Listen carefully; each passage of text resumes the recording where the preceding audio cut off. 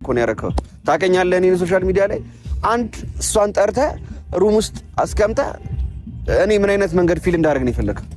እሺ ዳኒ እኔ እሺ ይቅርታ በቃ እኔ እሷን ብቻ ይቅርታ አድርገህ ተቀበላት። አይደለም እኔ አንተም ሃይሚም ልትገቡኝ አልቻላችሁም። ገብቷል። እኔ ሃይሚና ሃይሚ ካለን ቦታ አንፃር ነው እንደዚህ አይነት ነገር ውስጥ የገባ ነው። ይሄንን ነገር መቀበል ያቃታት ሃይሚ ከጀርባ የሆነ ነገር ቢኖር ነው። ከኔ ጋር ስበብ ፈልጋ ይሁን በጣም ብዙ ነገር አሳልፈን የመጣ ልጆች ነው። በጣም ብዙ ነገር ሰበብ አይደለም ለዚህ ሰበብ ልትፈልግ አይደለም።